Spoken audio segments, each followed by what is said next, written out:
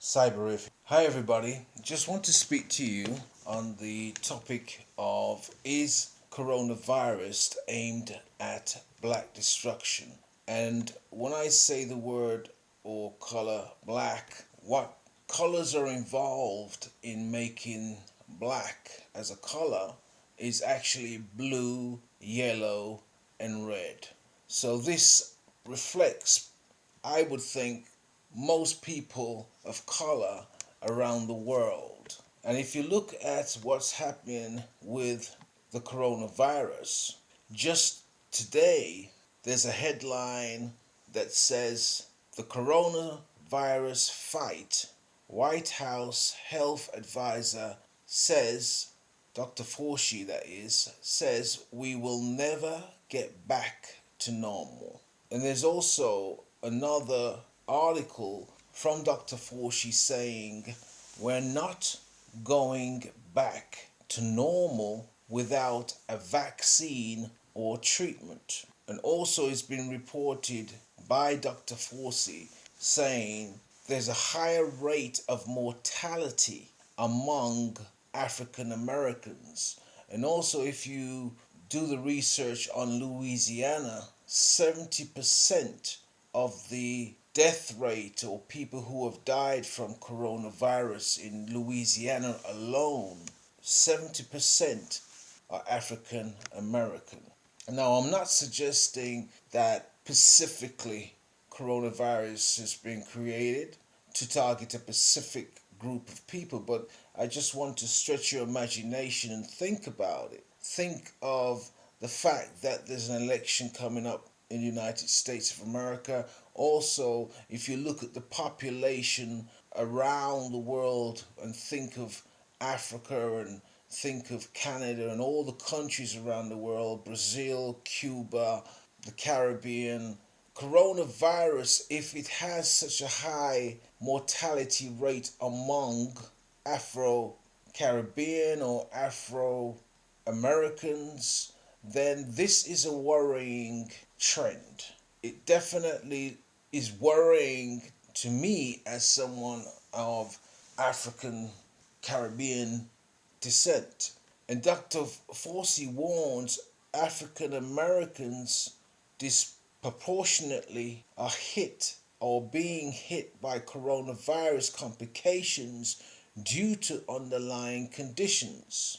And the article says that during a press conference on Tuesday, the task force doctor listed the diseases that are causing disproportional numbers among African American people or communities.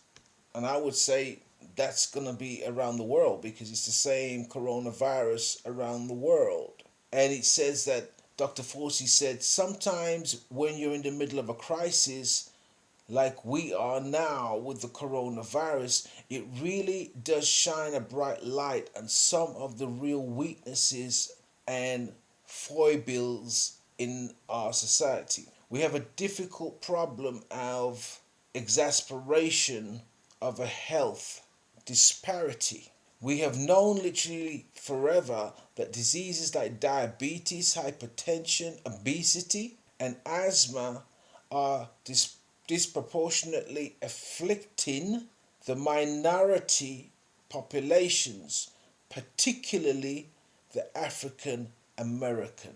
The doc also reinstated the idea that these complications lead to a bad outcome with the coronavirus. Isn't that interesting? I find it quite alarming that Dr. Fauci would actually list all the what he calls, quote, diseases such as asthma, diabetes, obesity, and then even try to pin that to any specific group of people. You've got Applebee's and IHOP and McDonald's throughout America. And it is not just one group of people from a specific ethnic group that goes to IHOP, Applebee's, and McDonald's. So to now create a stigma, another label, and pin that to the backs of African Americans or just black people or whatever people you call, because I don't believe in the word black or white. I don't believe anybody's 100% black, and I don't believe that anyone's 100% white. I think that a social stigma that has been pinned to the backs of people to think they're 100% white. If you're 100% white, then grab a sheet of paper from the copy machine and match it 100%. Few people, if any, could ever match the color black. So when people say they're black, that to me is a form of enslavement. And when people say they're white, is also a form of enslavement because you're not white. Most people are actually pink and brown. And like I said, what makes up the color black is actually blue, yellow, and red. And if you think of the Red Indians and people who are sunny tan yellow ish, like I said, most people even as are more pink than white. So I'm trying to show you here that we don't need another label, another stigma. Think of this issue around the coronavirus, and you're having to go for an interview or have meetings with people, to do business, and if they feel that stigma, another social stigma, another blame upon a specific group of people as Afro Caribbean or Africans or Afro American, whatever you want to call them, that's another label and stigma that we really do not need. We really do not need. In fact, we need to delete a lot of these mythical stigmas. We've got the Holy Bible written with what people believe is the plague of Moses upon Pharaoh, when that's really a load of bullshit, to be frank. That's been written with narratives to make a specific group of people seem as if they were born for the plagues only. There is no such person in the Bible as Moses. In fact, the Bible from Genesis is actually written in Africa. Where do you think the Nile River is? Imagine any country in the entire world. Where could that country be of the Garden of Eden? Do you see elephants and zebras running around America? Do you see elephants and zebras running around the UK, England? Do you see them running around Europe? No. To have exotic animals and exotic species and think of all the climate, the environment for fruit trees and the nature of animals and species in or on the earth, it would have to be only in Africa.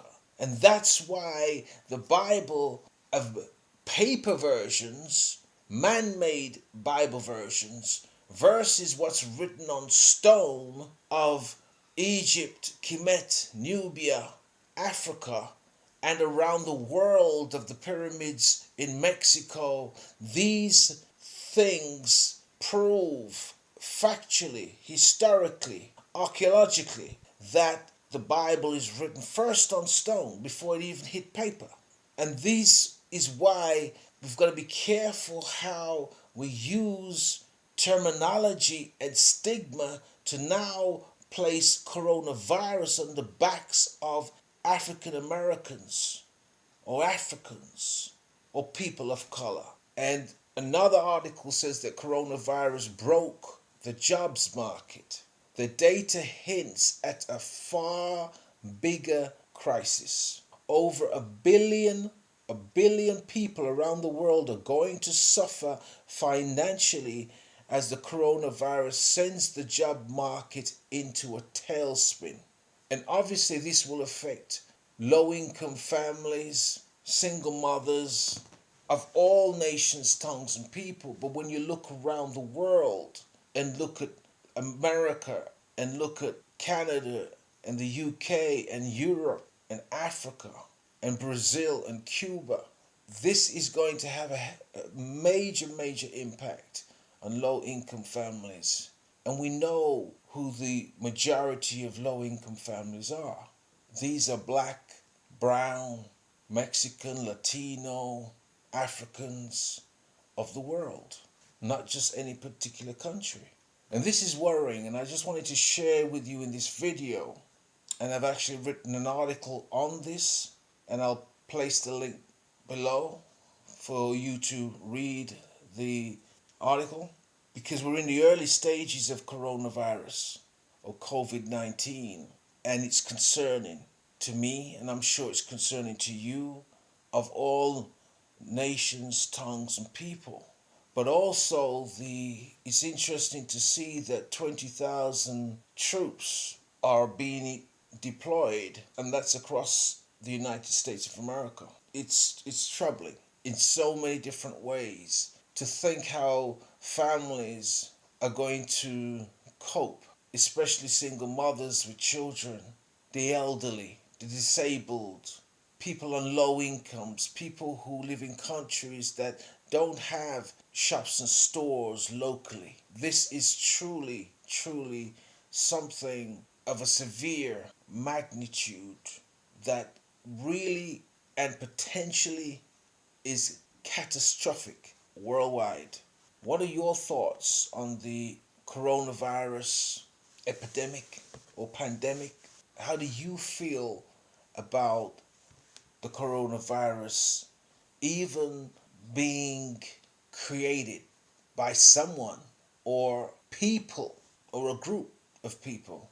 Leave your comments below. If you're on YouTube, thank you for listening. Cyberific.